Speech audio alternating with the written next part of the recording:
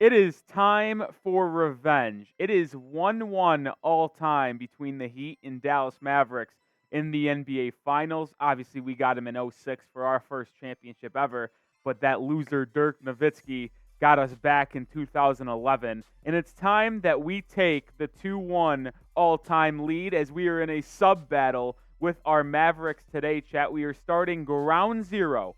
Both channels, 0 subs starting today, and we're going until the start of free agency on Friday. Who is going to win? I sure hope it's us, so make sure you hit that sub button because I cannot stand losing to the Dallas Mavericks. And the loser of this sub battle, the host will have to go on the other channel and take a beer shotgun. So if you want to see Harrison Graham of the Mavericks Today channel take a shotgun on the Heat Report, hit that sub button. Let's beat those Dallas Mavericks.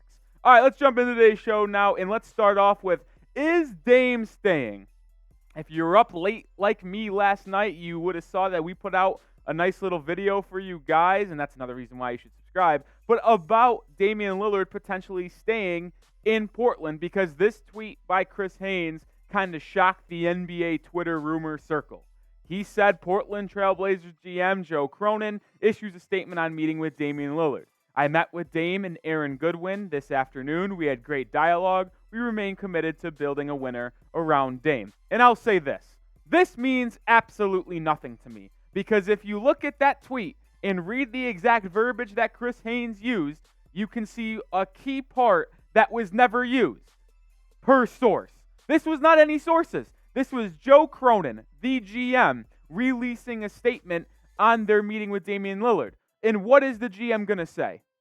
He's not going to come out and say we're trading Damian Lillard unless Dame actually requested a trade. So it's obvious that Dame did not request a trade, which is fine because it has always been known that he is going to give the Blazers a little bit of time in free agency. So this to me is just GM talk. And I mentioned it on yesterday's or late night video yesterday as well that the GM is not going to come out and say they're going to or trading Damian Lillard because he will have no leverage in trading Lillard in negotiations. So this does not surprise me one bit that the GM for the Portland Trail Blazers came out and said that they're still committed to building a team around Damian Lillard, because when you have a player like Dame on your team, what else are you going to say unless Dame has formally requested a trade? So that makes no sense. I just had to get that off my chest. And then this from Barry Jackson of Flat Sports or of Miami Herald today. He was watching some ESPN this morning, and Brian Windhorst of ESPN said today that Lillard did not ask for a trade in the meeting yesterday. He doesn't want to put that pressure on the Portland Trail Blazers and is going to give them time to see what they can do in free agency. And nothing has changed. This has been the same old Damian Lillard story that we've been going over the past week and a half. The news kind of seems different, but nothing has actually changed. Dame has always said he is going to give Portland a week of NBA free agency to develop a roster around him, build a roster around him that can potentially go win a championship. So he's still going to give them that week. And like I said last night, if a week goes by in free agency and all the Trailblazers do is re-sign Jeremy Grant, if Dame really thinks he could win a championship with Scoot Henderson, Anthony Simons, and Jeremy Grant, all the power to you. But you're simply not. So I don't think anything has really changed whatsoever. He is still going to give Portland that week time frame to try to get a roster around him, which they inevitably will not unless they make a big-time trade for like a Levine or Paul George or something like that. So then Dame is still going to have to be sitting here with a mid-roster around him and have to either make that tough decision of he's staying or he's leaving. And I think the Heat should give him that week as well. And if it's next Friday, so Friday's or this Friday's free agency, the following Friday, if Dame has still not made a decision, I think that's when the Heat could or should move on. But I'll ask you this. Give me a number. You saw the news. You saw the news this morning. There's a lot of Damian Lillard rumors floating around, and we're not done talking about it on today's show. But let me know. It's the pinned comment. There is a blank percentage Damian Lillard gets traded this offseason. Let me know down in the comment section. Now, this is an interesting point of the show. Is Damian Lillard a Heatle? The rumors don't stop, and Nick Wright of Fox Sports has come out and said that he thinks Damian Lillard will be a Miami Heat basketball player. This is exactly what he had to say. Dame is going to be on the Miami Heat. and we're going to have another top-of-the-line contender. And I'll say this. It's nice that Nick Wright's trying to get Damian Lillard to the Heat. I respect the efforts, and I wish he was correct.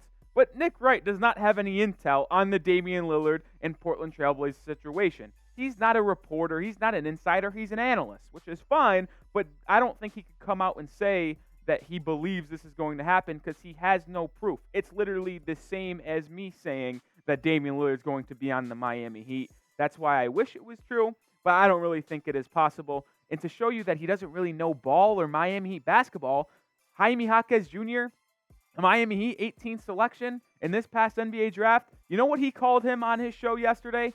Jaime Jaquez Jr. Yeah. Nick Wright probably doesn't have the best intel when it comes to the Miami Heat.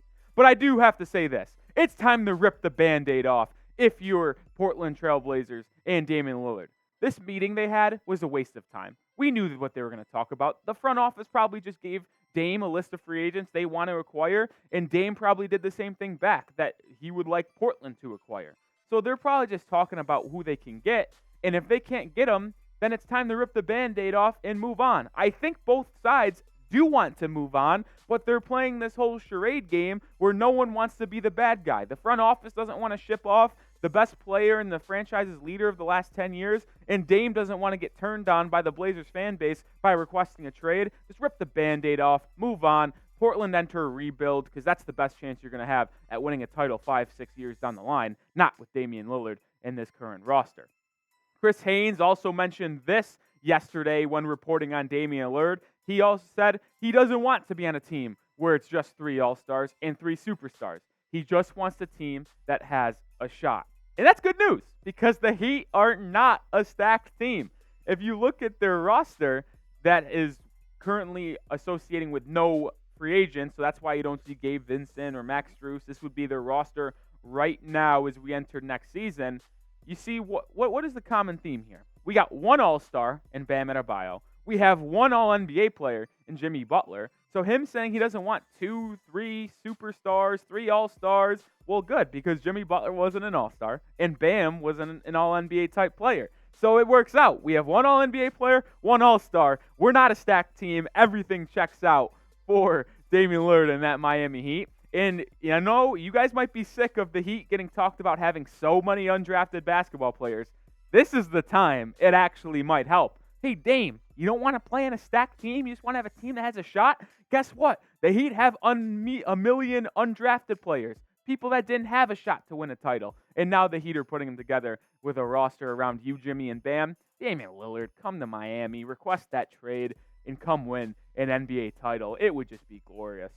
And not to mention this, BetUS, one of our proud sportsbook sponsors, has laid the odds for Damian Lillard's next team if it is not the Portland Trail Blazers. And as you can see right here, the Miami Heat are overwhelming favorites to be the next team for Damian Lillard. And I'll just say this, these odds are unbelievable. I get that it's really only been Miami rumored. Brooklyn's kind of looming. I don't really see Toronto, and I don't see the Knicks going out there because a Dame and Brunson backcourt would make no sense. So I get why Miami Heat would be the biggest favorites, but man, minus 275 is crazy. So I hope that's good news because if he does request a trade, I guess that means Miami would be the overwhelming favorites to land Lillard, which we've been talking about this entire time. Next, do we have an update in the Damian Lillard trade package? Barry Jackson kind of reported something that would mention Portland sending something alongside Damian Lillard. I want to break that down. But first, I got to ask you guys this. Thought about this? Starting 5 from the first game of this past season.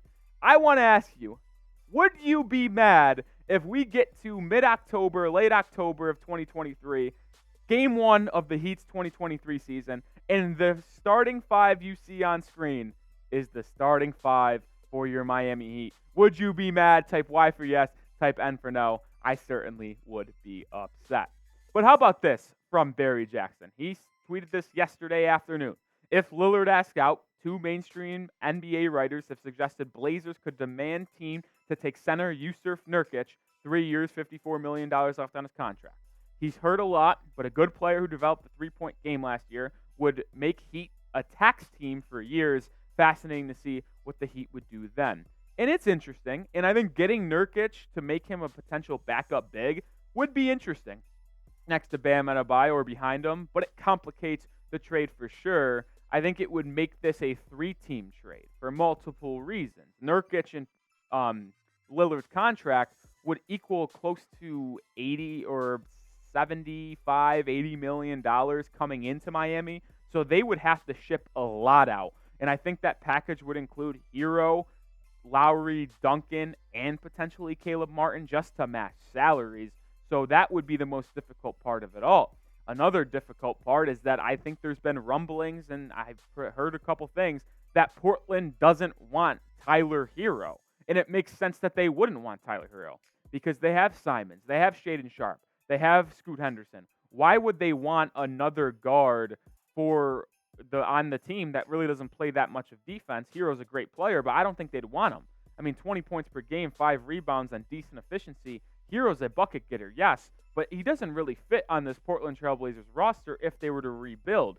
So I think they'd be willing to take on contracts like Duncan Robinson and Kyle Lowry, but to send Nurkic to Miami, Hero would also have to go to match salary, and I think Hero would have to go to a third team because it doesn't make sense that Portland would want him, and I don't think they do want him. So getting Nurkic would only complicate this trade more and more, and a 3-4 team deal might have to be in the works if Lillard and Nurkic are coming to Miami. That's going to do it for today's show. Like always, thanks for tuning in and getting to the end of the video. If you haven't subscribed already, what are you waiting for? Hit that sub button. Free agency starts this Friday, and we will have you covered on anything and all things Miami Heat basketball.